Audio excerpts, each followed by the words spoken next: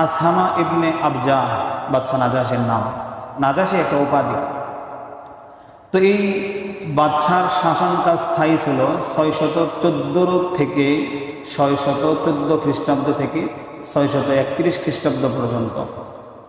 হাবশায় বাচ্চা নাজাসী রাসূল সাল্লাল্লাহু আলাইহি ওয়াসাল্লামের জীবদ্দশায় ইসলাম ধর্ম গ্রহণ করেন। সুবহানাল্লাহ বলেন। তিনি যে আশ্রয় দিয়েছেন মুসলমানদেরকে, তিনি মুসলমানদেরকে আশ্রয় দেওয়ার পরে যখন ওই বাচ্চা নাজাসীর দরবারে কথোপকথন চলতেছে, বাচ্চা নাজাসী বলল যখন যে আমি তাদেরকে তোমাদের কাছে ফেরত দিব না যতক্ষণ না পর্যন্ত তাদের কথা শুনব। তোমরা বলছো আর ফেরত দিয়ে দিব, সুদূর পথ পাড়ি দিয়ে তারা আমার দেশে আশ্রয় গ্রহণ করছে, তো তাদের কিছু মতামত আমার জানা দরকার আছে, দেখি তারা কি বলে। তো এই যে যখন বাচ্চা নাজাসী এই সমস্ত লোকদেরকে ডাক দিল, ডাক দেওয়ার সময় বাচ্চা নাজাসী তাদেরকে অনেকগুলো কথা জিজ্ঞেস করেছে। আমি সাধারণভাবে আপনাদের সামনে 3টা প্রশ্ন আকারে সাজিয়েছি, সেগুলো আপনাদের সামনে উল্লেখ করব। যে কথা বলতেছিলাম, বাচ্চা নাজাসী রাসূল সাল্লাল্লাহু আলাইহি ওয়াসাল্লামের জীবদ্দশায় ইসলাম ধর্ম গ্রহণ করে। কেউ কেউ বলেন যে তিনি সাহাবীর মর্যাদা পাবেন, আবার কেউ কেউ বলেন তিনি সাহাবীর মর্যাদা পাবেন না। কেন পাবেন না? তিনি তো ছিল হাবশায়, আর রসুল ছিল মক্কা মদিনায়। তো রসুলের সাথে তার সাক্ষাৎ হয় নাই। আর সাহাবী হওয়ার জন্য শর্ত হলো ইমানের সাথে রসুলকে দেখা, অর্থাৎ ইমান অবস্থায় রসুলকে দেখা। তো সেই সুবাদে সাহাবীর মর্যাদা পাবে না। তবে ইমাম নববী এবং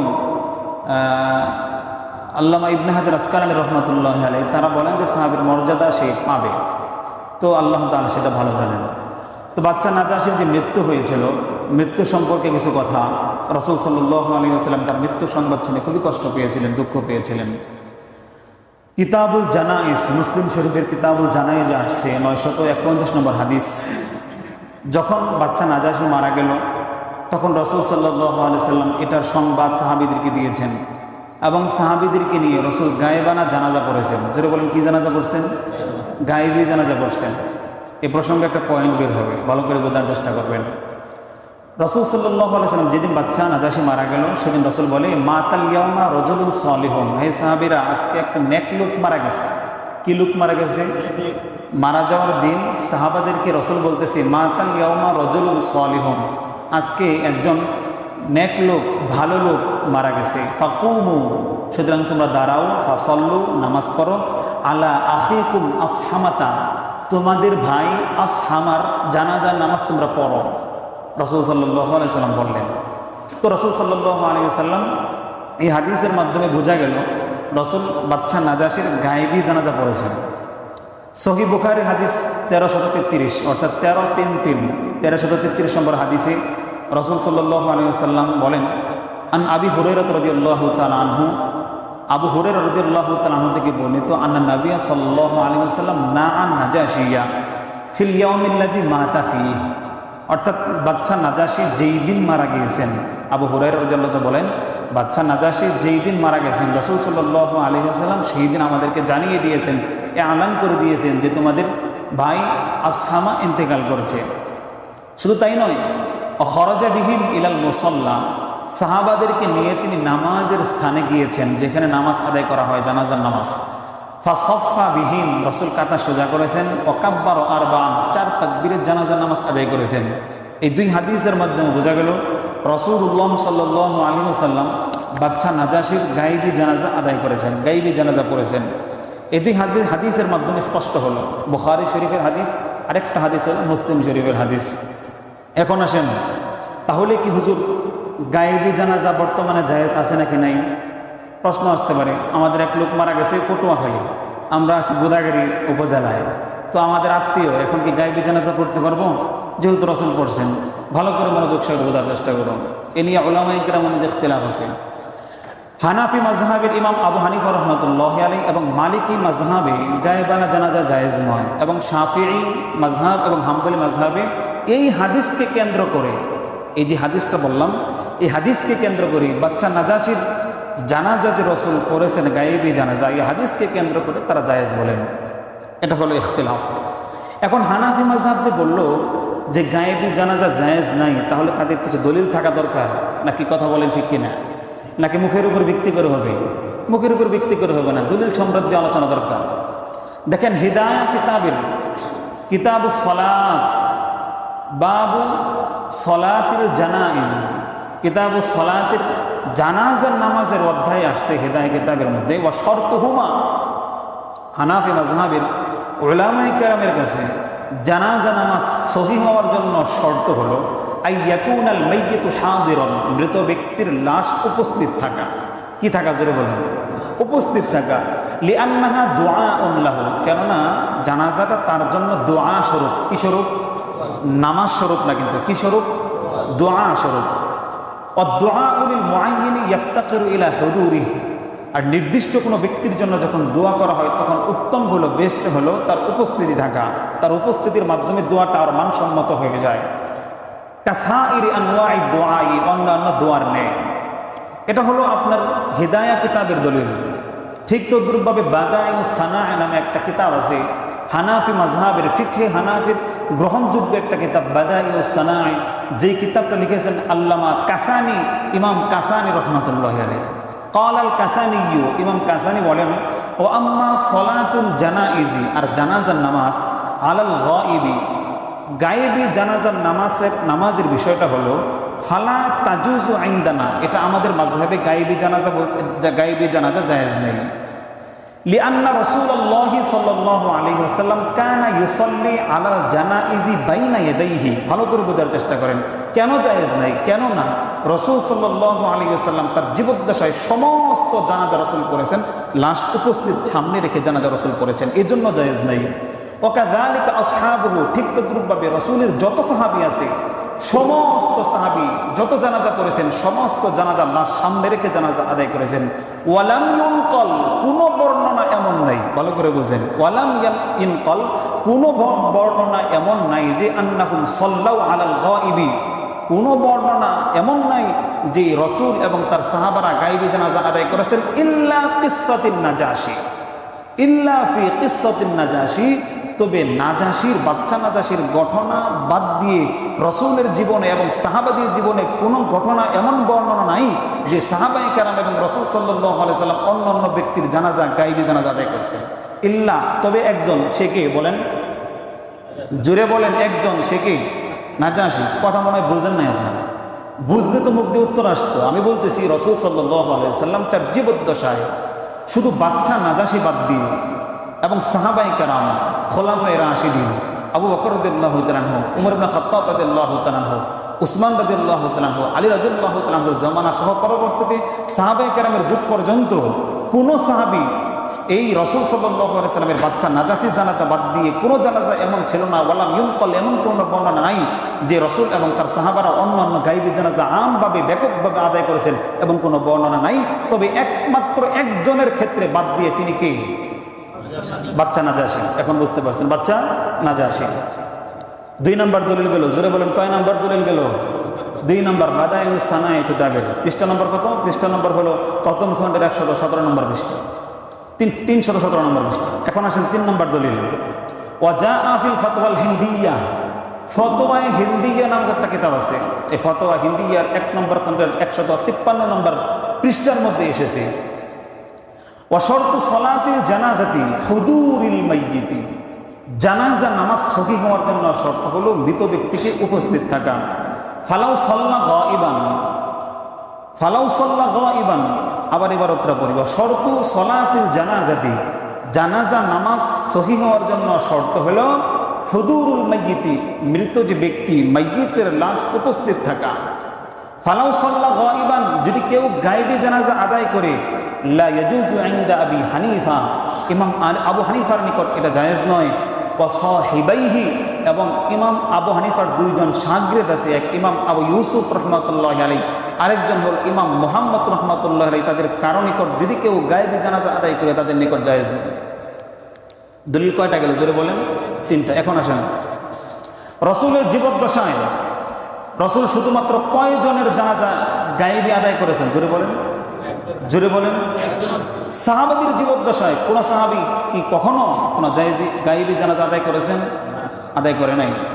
তো এই হাদিসের মাধ্যমে বোঝা গেল রাসূল তার জীবনে শুধুমাত্র একজন ব্যক্তির গায়বী জানাজা আদায় করেছেন, তিনি হলো বাচ্চা নাজাশি। ঠিক তদ্রূপভাবে সাহাবাদের জীবনে ওয়ালাম ইউনকাল কোনো বর্ণনা নাই যে সাহাবারা গায়বী জানাজা আদায় করেছেন। আপনাদের কাছে আমার প্রশ্ন হলো, এখানে আরেকটা বিষয় জানা দরকার, তাহলে রসুল কি জানাজার প্রতি গুরুত্ববান ছিলেন না? প্রশ্ন আসতে পারে। দেখেন, অন্য এক হাদিসের মাধ্যমে বোঝা যায় রসুল তার সাহাবাদের জানাজায় অংশগ্রহণ করার ব্যাপারে কেমন গুরুত্ব আরোপ করেছেন। রসুল বলেন, মুসনাদ আহমদের হাদিস, রসুল বলেন, মা মাতা মিনকুম মাইয়িতুম মা কুনতু বাইনা আজহুরিকুম ইল্লা আযানতুমুনি। আমার জীবদ্দশায় কখনো যদি তোমাদের কেউ কোনো সাথী যদি ইন্তেকাল করে আমার জীবদ্দশায় তোমরা আমাকে জানাবে। কে বলেন? রসুল। আমার জীবদ্দশায় তোমাদের কেউ যদি কখন ইন্তেকাল করে তাহলে তোমরা আমাকে সেটা কি করবে? জানাবে। কেন জানাবে? এই জন্য জানাবে যে ফাইন্না সলাতি আলাইহি রহমাতুন, কেননা আমার অংশগ্রহণ করাটা, তার জানাজায় আমার অংশগ্রহণ করাটা তার জন্য রহমত স্বরূপ। তাহলে রসুলের হাদিসের মাধ্যমে বোঝা গেল রসুল তার সাহাবাদের জানাজায় অংশগ্রহণ করার ব্যাপারে খুবই গুরুত্ব আরোপ করেছেন। কিন্তু রসুল সাল্লাল্লাহু আলাইহি সাল্লামের জীবদ্দশায় রসুল যখন মক্কায় অবস্থান করেছেন, যখন মদিনায় অবস্থান করেছেন, পৃথিবীর বিভিন্ন শহরে রসুলের বিভিন্ন গুরুত্বপূর্ণ সাহাবারা বিভিন্ন যুদ্ধে শহীদ হয়েছে, কিন্তু কোন সাহাবার ক্ষেত্রে রসুল কখনো গায়বী জানাজা কখনো আদায় করে নাই, ইল্লা, তবে একজন, তিনি কে? বাচ্চা নাজাশী। তবে কে? বাচ্চা নাজাশী। এই বর্ণনাটা বুখারী আছে, একটা বর্ণনা আছে বুখারী শরীফে, মুসলিম শরীফের একটা বর্ণনা আছে। তখন আপনাদের কাছে আমার প্রশ্ন হলো, রসুল সাল্লাল্লাহু আলাইহি ওয়াসাল্লামের সারা জীবনের ধারাবাহিক আমল বেশি গুরুত্ব, নাকি রসুলের জীবনের বিচ্ছিন্ন কোনো ঘটনা ওটার উপর আমল বেশি গুরুত্বপূর্ণ? সারা জীবনের আমল এটা বেশি গুরুত্বপূর্ণ রসুল সাল্লাল্লাহু আলাইহি ওয়াসাল্লামের। তাছাড়া এখানে আরেকটা সহিহ ইবনে হিব্বানের 3098 নম্বর একটা হাদিস আছে। সেই হাদিসের মাধ্যমে বোঝা যায় রসুল বাচ্চা নাজাশীর জানাজা নামাজটা গায়বী আদায় করেন নাই, বরং কুদরতিভাবে রসুলের সামনে বাচ্চা নাজাশীর লাশটাকে রাখা হয়েছিল। সুবহানাল্লাহ। হাদিস সহিহ ইবনে হিব্বানের 3098 নম্বর হাদিস। ঠিক তদ্রুপভাবে আরেকটা হাদিস আছে, আমি আপনাদেরকে শোনাই। মুসনাদ আহমদের 20,005 নম্বর হাদিসের মধ্যে এই বর্ণনাটাই আসে যে রসুল সাল্লাল্লাহু আলাইহি ওয়াসাল্লাম বাচ্চা নাজাশীর গায়বী জানাজা আদায় করেন নাই, বরং কুদরতিভাবে রসুলের সামনে বাচ্চা নাজাশীর লাশ রাখা হয়েছিল। এই বর্ণনাগুলোর মধ্য থেকে বোঝা যায় রসুল সাল্লাল্লাহু আলাইহি ওয়াসাল্লাম যদি এই হাদিসটা নাও ধরেন, তবুও বোঝা যায় যে গায়বী জানাজা রসুলের জীবনের বিচ্ছিন্ন একটা ঘটনা ছিল, সেটা ছিল বাচ্চা নাজাশীর ক্ষেত্রে। কার ক্ষেত্রে? বাচ্চা নাজাশীর ক্ষেত্রে। এজন্য মুহতারাম হাজিরিন, রসুলের বিচ্ছিন্ন কোনো ঘটনাকে কেন্দ্র করে ব্যাপকভাবে সেটার উপর আমল করা হতে পারে না, বরং রসুল সাল্লাল্লাহু আলাইহি সাল্লামের ধারাবাহিক যে আমল ছিল সেটার উপর আমল করাই সবচাইতে ভালো এবং বেস্ট। আল্লাহ আমাদের প্রত্যেককে বোঝার তৌফিক দান করুন। বলেন আমিন। জোরে বলেন আমিন। সম্মানিত শুধু এখন আসেন, কুরাইশদের দুইজন ব্যক্তি যে বাচ্চা নাজাশীর কাছে গেল, আবদার করলো আমাদের কাছে ফিরিয়ে দিন। মনে আছে কোথায় আলোচনা? মনে আছে নাজাশীর কাছে যে গেল আমর ইবনুল আস এবং আব্দুল্লাহ ইবনে আবি রাবিআ, বলল আমাদের পৈতৃক ধর্ম তারা ত্যাগ করে আপনার রাষ্ট্রে আশ্রয় গ্রহণ করেছে, তাদেরকে আমাদের কাছে ফেরত দিন। আমাদের নেতৃস্থানীয় লোকেরা আপনার জন্য উপঢৌকন পাঠিয়েছে, হাদিয়া পাঠিয়েছে, তোহফা পাঠিয়েছে। বাচ্চা নাজাশী বলেছেন তাদের কথা ছাড়া তোমাদের হাতে তাদেরকে আমি তুলে দেব না। তাহলে আগে তাদের কথা আমার জানা দরকার আছে, তারা কি কারণে তাদের স্বদেশ ত্যাগ করে আমার দেশে এসে পড়েছে। এই প্রসঙ্গে একটা কথা আমি গত সপ্তাহে বলেছিলাম। পবিত্র কোরআনুল কারীমের মধ্যে আল্লাহ বলেছেন, ইয়া আইয়ুহাল্লাযীনা আমানু, হে ঈমানদাররা, ইন জাআকুম ফাসিকুম বিনাবাইন, কোন মিথ্যাবাদী যদি তোমাদের কাছে কোনো সংবাদ দেয়, ফাতাবাইয়ানু, তাহলে আগে তাহকিক করো, আগে বিশ্লেষণ করো যে সংবাদটা দিল এই সংবাদটা কি আসলেও সঠিক নাকি বেঠিক। কে বলেন? জোরে বলেন। আল্লাহ এটাও জানিয়ে দিচ্ছেন, ফাতাবাইয়ানু আন তুসিবু কওমান বিজাহালাতিন ফাতুসবিহু আলা মা ফাআলতুম নাদিমিন। মিথ্যাবাদী তোমাদেরকে খবর দেওয়ার পরেই যদি আক্রমণ করে বসো, যেমন ধরেন এক ভাই এই ব্যক্তি সম্পর্কে আমাকে মিথ্যা তথ্য দিল এভাবে যে এই লোকটা আপনার নামে মিথ্যা কথা বলেছে, কিংবা আপনার সম্পদ মেরে খেয়েছে, কিংবা আপনার পরিবারের উপর আঘাত করেছে, ওই লোকটাকে খবর দিল আমার কাছে যখন দিল ওই ব্যক্তির সম্পর্কে, তখন আমি কোনো ব্যাখ্যা বিশ্লেষণ ছাড়াই, কোনো খোঁজ খবর নেওয়া ছাড়াই তার উপর আক্রমণ করে বসলাম। আল্লাহ এই কথাই বলছেন, ফাতাবাইয়ানু, আগে তাহকিক করো, ফাতাবাইয়ানু আন তুসিবু কওমান বিজাহালাতিন ফাতুসবিহু আলা মা ফাআলতুম নাদিমিন। যদি তাহকিক ব্যাখ্যা বিশ্লেষণ ছাড়াই তার উপর আক্রমণ করে বসো, তাহলে হতে পারে তোমার জন্য এটা লজ্জার কারণ হতে পারে। কে বলেন? জোরে বলেন।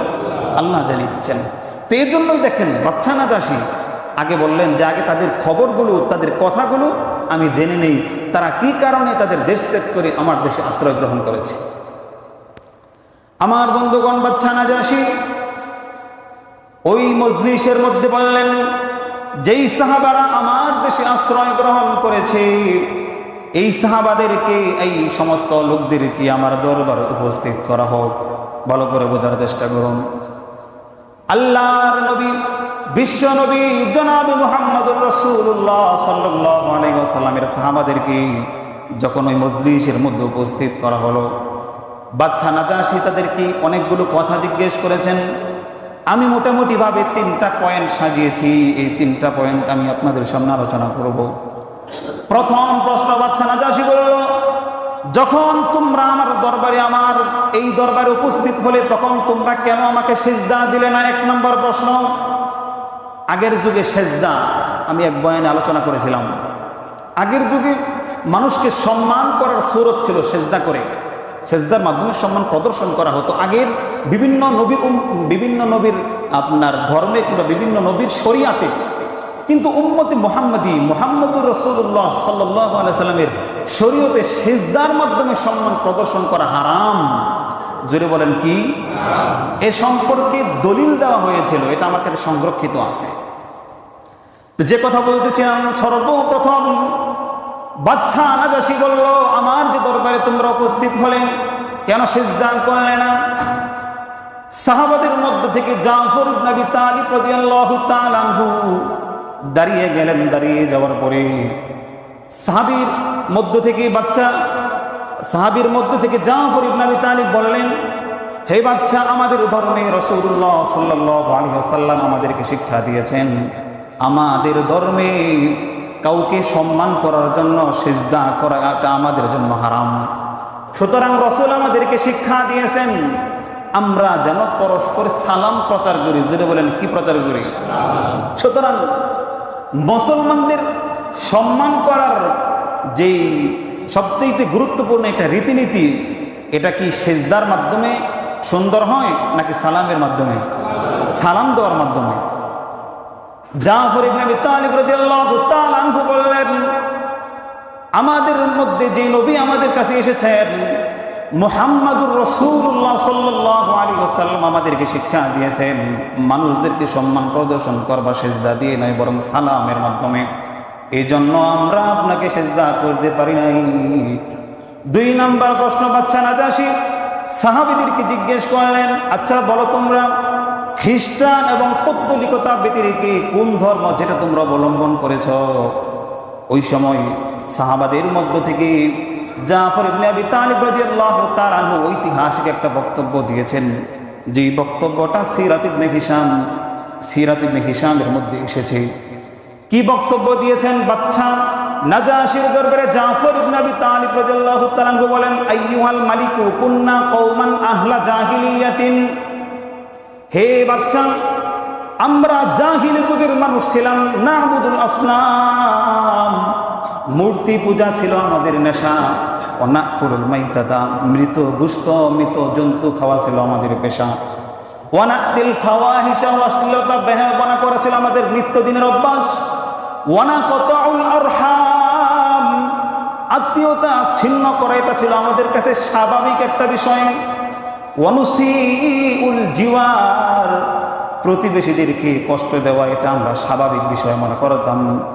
ওয়ায়াকুলুল কবিয়্যু মিন্না আদ-দাঈফ, আমাদের মধ্যে ধনী যারা আছে এই ধনী লোকেরা দুর্বলদেরকে প্রায় গিলে ফেলে খেত। ধনী লোকেরা গরিবদেরকে গিলে খেত, অর্থাৎ ধনী লোকেরা দরিদ্রদের উপর অবিচার করত। এটা ছিল আমাদের নিত্যদিনের অভ্যাস, এটা আমাদের একটা রীতিনীতি ছিল। হাত্তা বাআসাল্লাহু ইলাইনা রাসূলান, এমত অবস্থা যখন চলতেছিল, তখন আল্লাহ পাক রব্বুল আলামিন আমাদের কাছে একজন রাসূল প্রেরণ করলেন, যে রাসূল সম্পর্কে তার আমানতদারিতা, বিশ্বস্ততা, তার পবিত্রতা সম্পর্কে আমরা ভালো জানতাম। হাত্তা বাআসাল্লাহু ইলাইনা রাসূলাম মিন্না, আমাদের পক্ষ থেকে আমাদের কাছে একজন নবী রাসূল প্রেরণ করলেন। নারিফু নাসাবাহু, যার বংশ সম্পর্কে আমরা ভালো জানি। ওয়াসিদকাহু, তার বিশ্বস্ততা সম্পর্কে, সত্যবাদিতা সম্পর্কে আমরা জানতাম। ওয়া আফাফাহু, তার পুত পবিত্রতা সম্পর্কে আমরা আগে থেকেই জানতাম। ওয়া আমানাতাহু, তার আমানতদারিতা সম্পর্কে আমরা ভালো জানতাম। এরপর ফাদাআনা ইলাল্লাহি, ওই নবী আমাদের কাছে এসে লিনওয়াহিদাহু, আল্লাহর একত্ববাদ শিক্ষা দিয়েছেন, আমাদেরকে শিক্ষা দিয়েছেন আল্লাহ ছাড়া অন্য কোনো ইলা নাই। চিৎকার করে বলেন, আল্লাহ ছাড়া কি কোনো ইলা আছে? জোরে বলেন, আছে?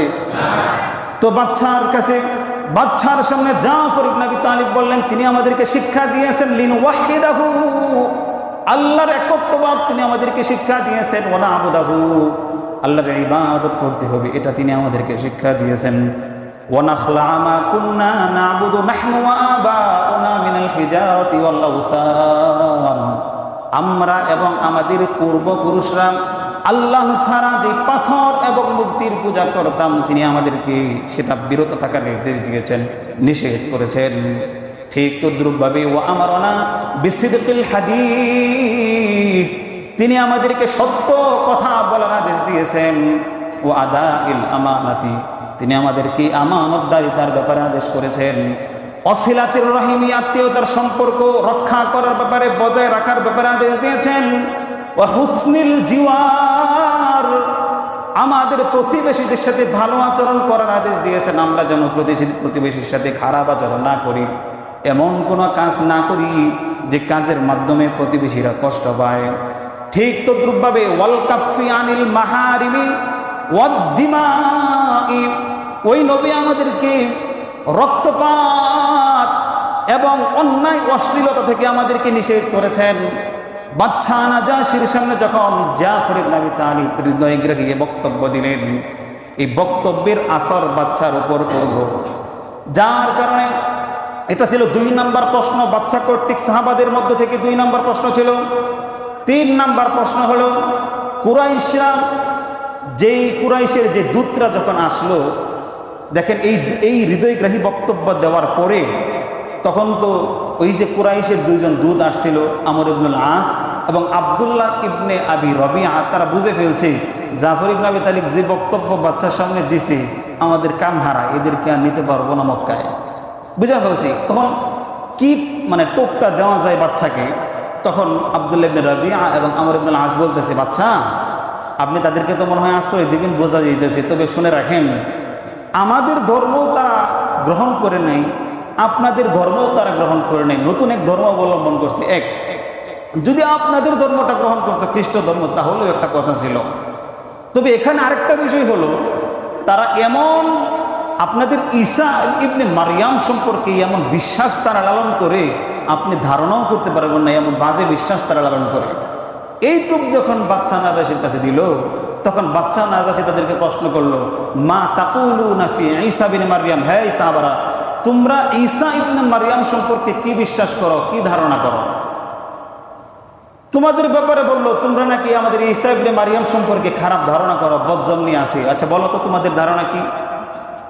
সাহাবী জাফর ইবনে আবি তালিব রাদিয়াল্লাহু তাআলা আনহু বললেন, নাকুলু ফীহি আল্লাযী জাআনা বিহি নবিয়ুনা সাল্লাল্লাহু আলাইহি ওয়াসাল্লাম, আমরা ঈসা ইবনে মারিয়াম সম্পর্কে ওই জিনিসই বিশ্বাস করি যা আমাদের নবী মুহাম্মদুর রাসূলুল্লাহ সাল্লাল্লাহু আলাইহি ওয়াসাল্লাম নিয়ে এসেছেন। অর্থাৎ আমাদের নবী মুহাম্মদ আমাদেরকে যে শিক্ষা দিয়েছেন সেটাই আমরা ঈসা ইবনে মারিয়াম সম্পর্কে বিশ্বাস করি।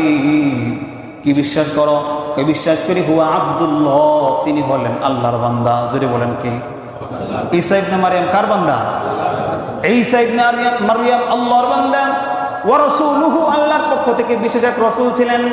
ওয়া রূহুহু, আল্লাহর পক্ষ থেকে বিশেষ এক শক্তি ছিলেন। ওয়া কালিমাতুহু, আল্লাহর পক্ষ থেকে বিশেষ এক নিদর্শন ছিলেন। আলকাহা ইলা মারইয়াম আল আযরা ওয়াল বুতুল, যা আল্লাহ তাআলা পবিত্রময় নারী এবং ইবাদত গুজারি নারী হযরত মারইয়াম আলাইহিস সালামের দিকে নিক্ষেপ করেছেন। সুবহানাল্লাহ বলেন। এই বর্ণনা দেওয়ার পরে জাফর ইবনে আবি তালিব রাদিয়াল্লাহু তাআলা আনহু সূরাত মারইয়ামের 16 নম্বর আয়াত থেকে 33 নম্বর আয়াত পর্যন্ত পাঠ করলেন। সুবহানাল্লাহ। কারণ সূরা মারইয়াম, আল্লাহ দেখেন একটা সূরাই নাযিল করেছে সূরাত মারইয়াম। হযরত মারইয়াম আলাইহিস সালামের পুত পবিত্রতা সম্পর্কে, ঈসা ইবনে মারইয়াম সম্পর্কে যে তথ্যগুলো আল্লাহ সেখানে তুলে ধরেছেন। জাফর ইবনে আবি তালিব তো ছিলেন খুব বাকবিতা, খুব ভালো কথা বলতে পারতেন, তিনি বিচক্ষণ সাহাবী ছিলেন। এজন্য ওই 102 জন সাহাবার মধ্যে থেকে তারা আলোচনা করে এবং রাসূল কর্তৃক জাফর ইবনে আবি তালিবকে নেতা বানিয়ে হাবশায় পাঠাইছেন। আর জাফর ইবনে আবি তালিব দাঁড়িয়ে বললেন, ওয়াযকুর ফিল কিতাবি মারইয়াম ইদিন তাবাদাত মিন আহলিহা মাকানান শারকিয়্যা। এই আয়াত থেকে নিয়ে যখন আপনার 33 নম্বর আয়াত পর্যন্ত পড়লেন, বাদশা নাজাশির চক্ষু বেয়ে চোখ বেয়ে অশ্রু গড়িয়ে পড়ল এবং কি তার দাড়ি মুবারক ভিজে গেল। বাদশা নাজাশির আরো যত সভাসদ ছিল সকলেই ক্রন্দন করলেন। সুবহানাল্লাহ বলে, জোরে বলেন সুবহানাল্লাহ। এটা হলো পবিত্র কোরআনুল কারীমের মুআজিজা। জোরে বলেন, এটা কি মুআজিজা। এরপর বাদশার প্রতিক্রিয়াটা দেখেন, বক্তব্য হয়ে গেছে, ঈসা ইবনে মারইয়াম সম্পর্কে তথ্য তুলে ধরেছেন।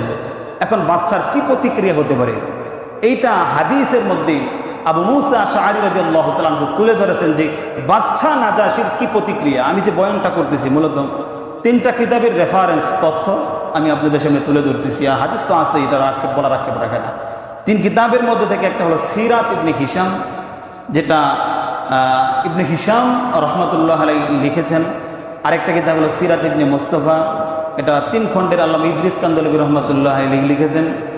আরেকটা কিতাব আছে আপনার, যেটা সিরাতের গ্রহণযোগ্য কিতাব এবং ইসলামের শুরু থেকে নিয়ে শেষ পর্যন্ত কিতাব যে ইতিহাসগুলো যেটার মধ্যে লিপিবদ্ধ আছে, আল্লামা মুহাম্মদ ইবনে কাসির কর্তৃক রচিত আল বিদায়া ওয়ান নিহায়ার রেফারেন্স যুক্ত। এই যে বাদশার কাছে যখন এই সূরাত মারইয়ামের 16 নম্বর আয়াত থেকে 33 নম্বর আয়াত হযরত জাফর ইবনে আবি তালিব রাদিয়াল্লাহু তাআলা আনহু পাঠ করলেন, পাঠ করার পরে বাদশা ক্রন্দন করলেন এবং সভাসদ যারা ছিল তারাও ক্রন্দন করলেন।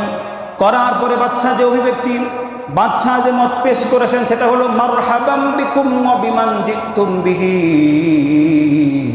তোমাদের জন্য শুভকামনা, তোমাদেরকে ধন্যবাদ। ওয়া বিমান জিতুম বিহি, এবং যার কাছ থেকে তোমরা এসেছো তাকেও ধন্যবাদ। সুবহানাল্লাহ। আশহাদু আল্লা ইলাহা আশহাদু আন্নাহু রাসূলুল্লাহ, আমি সাক্ষ্য দিচ্ছি যে মুহাম্মদ আল্লাহর রাসূল। সুবহানাল্লাহ। ওয়া আন্নাহুল্লাযী বাশশারা বিহি ঈসা আলাইহিস সালাম, আর তোমাদের এই নবী সম্পর্কে আমাদের ঈসাও আমাদেরকে ভবিষ্যৎবাণী করছিল। সুবহানাল্লাহ। তোমাদের এই নবী সম্পর্কে আমাদের ঈসা আলাইহিস সালামও সুসংবাদ দিয়েছিল। ওয়াবাশশারা বিহিল্লাযী ওয়াবাশশারা বিহি ঈসা ইবনে মারইয়াম, এবং যে ব্যাপারে আমাদের ঈসা ইবনে মারইয়াম সুসংবাদ দিয়েছিল এটা সত্য। মা ওয়ালাউলা মা আনা ফিহি মিনাল মালিকি লা আতাইতুহু হাত্তা উকাব্বিলা নালাইহি। ওয়ালাউলা মা আনা ফিহি মিনাল মালিকি, যদি রাষ্ট্রীয় দায়িত্ব আমার কাছে না থাকতো, রাষ্ট্রের বিভিন্ন দায়িত্ব যদি আমার কাছে না থাকতো, আমি যদি বাচ্চা না হইতাম, লা আতাইতুহু, তাহলে অবশ্যই আমি মুহাম্মদের কাছে যাইতাম, হাত্তা উকাব্বিলা নালাইহি, এমনকি তার জুতা দুই জুতা মুবারক চুমু খাইতাম। সুবহানাল্লাহ। জোরে বলেন সুবহানাল্লাহ। বাদশা নাজাশী ইসলাম ধর্ম গ্রহণ করলেন। জোরে বলেন, কি করলেন? ইসলাম ধর্ম গ্রহণ করলেন। এবং এই সাহাবাদেরকে বাদশা নাজাশী আশ্রয় দিলেন, খাবার দিলেন, অন্ন বস্ত্র সব কিছুই তিনি দিলেন। এই সমস্ত সাহাবীরা প্রায় 13 থেকে 14 বছর পর, জোরে বলেন কত বছর পর? 13 থেকে 14 বছর পর মদিনায় গিয়ে রাসূলের সাথে মিলিত হন। সুবহানাল্লাহ বলেন। 13 থেকে 14 বছর কিভাবে হলো সংক্ষেপে বলি। প্রথম হিজরত করেছিল তারা আপনার 5, অন্য বর্ণনায় দ্বিতীয় হিজরত করেছিল হাবশায় আপনার 7, এবং রাসূল মদিনায় হিজরত করেছিল নবুয়তের 13তম বছরে। তাহলে 7 যদি ধরেন দ্বিতীয় হিজরত থেকে, 8, 9, 10, 11, 12, 13 হলো কত? 6 হলো কত? 6। আর রাসূল যখন হিজরত করেছেন 13তম নবুয়তের বছরে মদিনায়, ওই হিজরত থেকে নিয়ে এই সাহাবীরা 7ম হিজরিতে, কারণ যে বছর রাসূল হিজরত করেছেন ওটা হলো হিজরি সনের প্রথম সন, এ থেকে নিয়ে 7ম হিজরিতে রাসূল যখন খায়বার বিজয় করার জন্য যায়, খায়বারের যুদ্ধ যায়, তখন এই সমস্ত সাহাবীরা সেখানে গিয়ে উপস্থিত। তাহলে ওদিক দিয়ে যদি 7 হয়, এদিক দিয়ে যদি 6 হয়, হয় কয় বছর? জোরে বলেন কত বছর? এই প্রায় 13 থেকে 14 বছরের মাথায় এই সমস্ত সাহাবারা মদিনায় গেল। জাফর ইবনে আবি তালিব, হযরত আবু মুসা আশআরী রাদিয়াল্লাহু তাআলা আনহু সহ প্রায় 90 জনের মতো সাহাবারা যখন রাসূল খায়বার বিজয়ের জন্য বের হবেন, এই মুহূর্তে তারা গিয়ে উপস্থিত। সুবহানাল্লাহ। রাসূল তাদের এই আগমন দেখে কি পরিমাণ খুশি হয়েছে, মুসনাদে আহমদে 17,448 নম্বর হাদিস, 38 নম্বর হাদিসে বর্ণিত আছে, রাসূল খুশি হয়ে খুশির আতিশয্যে বলে ফেলছেন, মা আদিরি বিআইহিমা আনা আফরাহু, আমি জানি না আজকে আমি কোন বিষয়ে খুশি হব, বিকুদুমি জাফর আম বিফাতহি খায়বার, জাফরের আগমনে খুশি হব নাকি খায়বার বিজয়ের যে বিজয় যে করব ওটার খুশি হব, আমি জানি না আজকে কোন বিষয়ে খুশি হব। রাসূল এমন খুশি হয়েছেন। তাহলে এই যে সাহাবায়ে কেরামের এই 13-14 বছর পর মদিনা যখন রাসূলের সাথে মিলিত হলেন, বোঝা গেল রাসূল প্রচণ্ড খুশি হয়েছিলেন। কথা বলেন ঠিক কিনা? এই যে গেল এই দ্বিতীয় হিজরতের, অর্থাৎ এই প্রথম যে হাবশা হিজরত ছিল, আমি গত সপ্তাহে বলেছিলাম হিজরতের প্রকার আলোচনা করতে গিয়ে, এটা ছিল নফল পর্যায়ের হিজরত। জোরে বলেন কি পর্যায়ের হিজরত?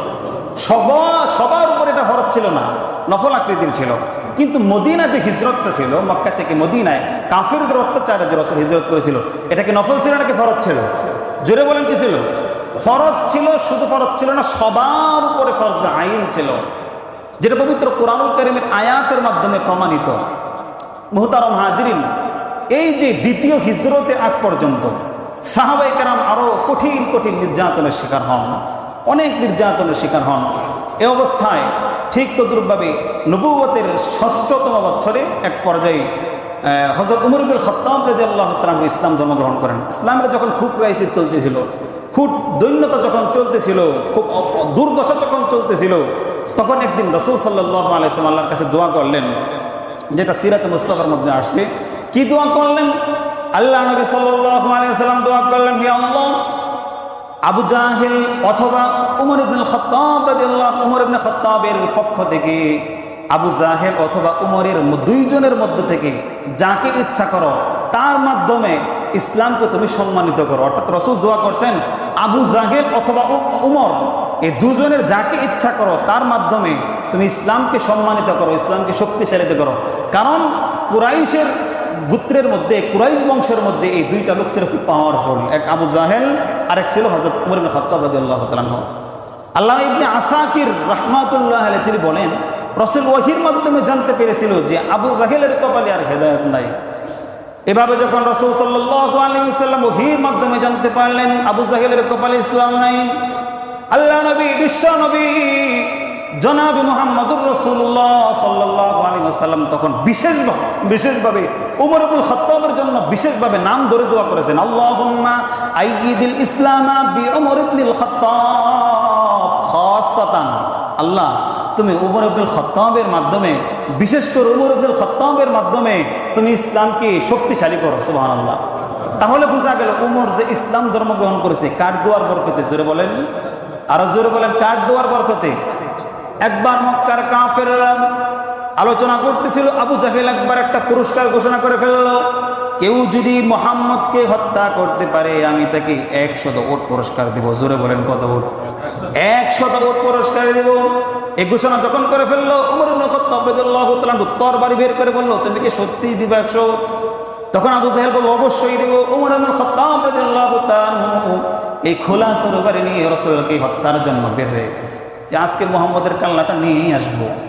পথিমধ্যে নাঈম ইবনে আব্দুল্লাহর সাথে দেখা হলো, তখনও তিনি ইসলাম ধর্ম গ্রহণ করেন নাই, পরে ইসলাম ধর্ম গ্রহণ করছেন। নাঈম ইবনে আব্দুল্লাহ বলতেছে, হে উমর, এই খোলা তরবারি নিয়ে দ্বিপ্রহরে কোথায় যাচ্ছ তুমি? উমর বলতেছে, আজকে মুহাম্মদের রক্ষা নাই, আজকে মুহাম্মদের কাল্লা নিয়েই আসবো। তো নাঈম বলতেছে যে তুমি যে মুহাম্মদকে হত্যা করবা, তাহলে বনু হাশেম আর বনু জোহরা তোমাকে কি এমনি এমনি ছেড়ে দিবে? কারণ বনু হাশেম হলো রাসূল সাল্লাল্লাহু আলাইহি ওয়াসাল্লামের বাবার গোত্র, আর বনি জোহরা ছিল রাসূল সাল্লাল্লাহু আলাইহি ওয়াসাল্লাম মা আমিনার গোত্র। তাহলে এই গোত্রের মধ্যে তাদের বাপ পৈতৃক যে আপনার গোষ্ঠী, আর একটা হলো মাতৃক গোষ্ঠী। কথা বলে ঠিক কিনা? তাহলে এই দুই গোত্রের মধ্যে একটা পারিবারিক সম্পর্ক আছে না? তুমি যে মুহাম্মদকে হত্যা করবা, বনি জোহরা আর বনি হাসিম তোমাকে কি আর নেই ছেড়ে দিবে? তখন উমর বলতেছি, তোর মাথা নষ্ট হয়েছে, তুইও মনে হয় ইসলাম ধর্ম গ্রহণ করছিস। দূর বেটা, আমার চিন্তা বাদ দাও, তোমার বোন আর ভগ্নিপতি যে ইসলাম ধর্ম গ্রহণ করে বইয়া রয়েছে ওইটা খোঁজাবে না। তখন উমর ইবনে খাত্তাব রাদিয়াল্লাহু তাআলা আনহু আরো রেগে তেলে বাগুনে জ্বলে উঠল। কিসের মুহাম্মদ হত্যা, আগে বোনটাই মেরা লই। উমর ইবনে খাত্তাব রাদিয়াল্লাহু তাআলা আনহু বোনের বাসায় গেলেন। এমত অবস্থায় খাব্বাব রাদিয়াল্লাহু তাআলা আনহু উমর ইবনে খাত্তাব রাদিয়াল্লাহু তাআলা আনহুর বোন এবং তার ভগ্নিপতিকে কোরআন শিক্ষা দিচ্ছিলেন, দিন শিক্ষা দিচ্ছিলেন। সুবহানাল্লাহ। দিন শিক্ষার গুরুত্ব আছে নাকি নাই? জোরে বলেন, আছে নাকি নাই? উমর ইবনে খাত্তাব রাদিয়াল্লাহু তাআলা আনহুর বোন এবং ভগ্নিপতি দিন শিক্ষা করতেছিলেন, শুধু ইসলাম ধর্ম গ্রহণ করে বইয়ে রয়েছিলেন না। দিন শিক্ষা দরকার আছে। মুসলমান হওয়ার নামেই শুধু ইমানদার না, দিনই শিক্ষা গ্রহণ করা এটা হলো প্রত্যেক মুসলমানের উপর ফরজে আইন। যেটা বলেন কি ফরজে আইন, এজন্য দিন শিক্ষা করবেন।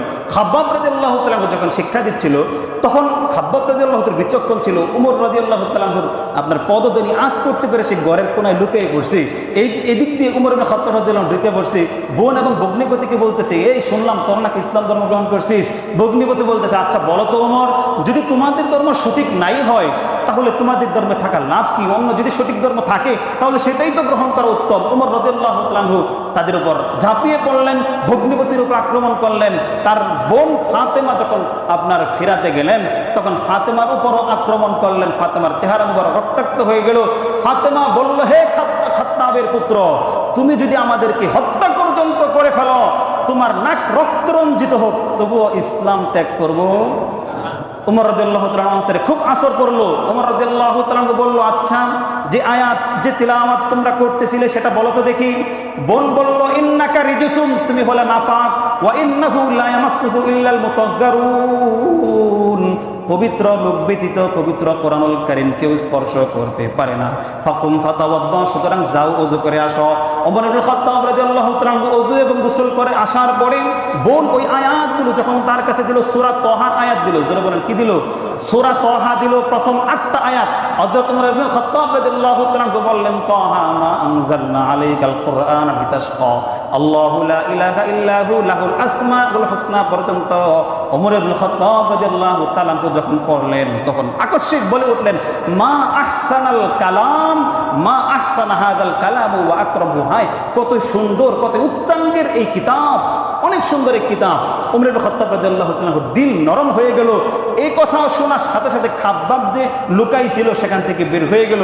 বের হয়ে আল্লাহু আকবার বলে খাব্বাব রাদিয়াল্লাহু তাআলা বলতেছে, হে উমর, সুসংবাদ গ্রহণ করো, তোমার ব্যাপারে যে গতকাল রাসূল দোয়া করছে সেটা সত্যিতেই রূপান্তরিত হতে যাচ্ছে। ওমর ইবনে খাত্তাব রাদিয়াল্লাহু তাআলা বলেন, খাব্বাব, রাসূলের কাছে আমার কাছে আমাকে নিয়ে যাও।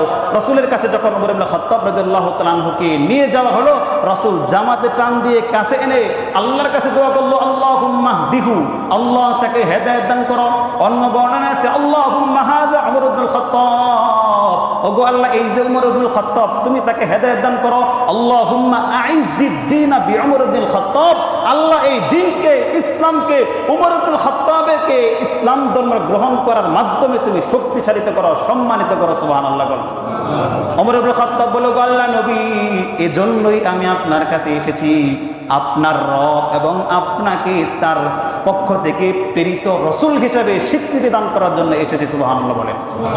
সমর্থ সংক্ষেপ করে দিচ্ছি। এরপর নবুয়তের 7ম বছর কুরাইশরা বনু হাশিমকে বয়কট করলো, সামাজিক বয়কট, সব ধরনের বয়কট, যেমন বয়কট বর্তমান আপনার গাজায় চলতেছে। খুব দুঃখ লাগে মুহতারাম হাজিরিন, এই যে সমুদ ফ্লোটিলা নামে একটা, বিশেষ করে বিশ্বের বিভিন্ন দেশের আপনার স্বেচ্ছাসেবী সংগঠনের মাধ্যমে এবং বিভিন্ন মানবাধিকার কর্মীর মাধ্যমে একটা তারা টিম গঠন করেছে। একটা সমুদ্রে আপনার জাহাজ বহর, তারা খাদ্য সামগ্রী বোঝাই করে প্রায় অর্ধশত জাহাজ গত 2 দিন আগে গাজার উদ্দেশ্যে তারা যাচ্ছিল। স্বেচ্ছাসেবী কর্মীরা যে গাজার এই মানুষদের কাছে তারা সহায়তা পৌঁছে দিবে, ঔষধ পৌঁছে দিবে, তারা যেন খেতে পারে, কিছু খেতে পারে এবং তারা যেন তাদের প্রয়োজনীয় আসবাবগুলো পেতে পারে। এই প্রায় অর্ধশত জাহাজ ভর্তি বোঝাই ইসরায়েল আটক করে দিয়েছে, যাইতে দেয় না। তো এই যে সেম এরকম বাচ্চা, ওই যে যখন শিয়াবে আবু তালিব চলতেছিল, অর্থাৎ যখন বনু হাশিমকে যখন অবরুদ্ধ করে ফেলা হয়েছিল তখন এই হালত চলতেছিল, বিভিন্ন কাফেররাও দরদি হয়ে তাদের এই কষ্ট সহ্য না করতে পারে খাবার দিতে যাইতেছিল, তখন আবু জাহেল বাধা দিয়েছিল, এরকম হয়েছে। সুতরাং আমরা দোয়া করি আল্লাহ গাজার মুসলমানদেরকে হেফাজত করুন, বলেন আমিন। এরপর নবুয়তের 10ম বছরে রাসূল সাল্লাল্লাহু আলাইহি সাল্লামের চাচা আবু তালিব ইন্তেকাল করেন। ওই একই বছরে রাসূল সাল্লাল্লাহু আলাইহি সাল্লামের প্রিয়তমা স্ত্রী খাদিজা রাদিয়াল্লাহু তাআলা আনহা ইন্তেকাল করেন। এটাকে বলা হয় আমুল হুজনি, তথা দুঃখের বছর। দেখেন আবু তালিবের ইন্তেকালের এক বর্ণনায় আল বিদায়া ও নিহায়ার 35 দিন পর উল্লেখ আছে যে রসুলের প্রিয়তমা স্ত্রী খাদিজা ইন্তেকাল করেন। রসুলের বাহিরে শেল্টার দিত চাচা, কাফেররা কিছু করতে পারতো না, ভিতরে সারাদিন দিন প্রচার করে যখন বাসায় আসতো তখন স্ত্রী তার আঁচল দিয়ে মুখ মুছে যখন দিত, রসুল তখন শান্তি অনুভব করতেন। কিন্তু এই দুইজন লোক যখন একই বছর ইন্তেকাল করলেন, রসুল নিরীহ হয়ে গেলেন, একেবারে একা হয়ে গেলেন। রসুলের কি কাফেররা চতুর্দিক থেকে বেষ্টন করে ফেলে, রসুলের কাছে দিন প্রচার করা কষ্টসাধ্য হয়ে পড়ে। মুসলমানদের উপর দিন প্রচার, সেখানে ঈমান ইসলাম নিয়ে থাকা মক্কার মধ্যে খুব কষ্টসাধ্য হয়ে পড়ে। বিদায় আল্লাহর পক্ষ থেকে 13তম বছর, নবুয়তের 13তম বছর ঐতিহাসিক মদিনা হিজরত করার ফায়সালা এসে পড়ে।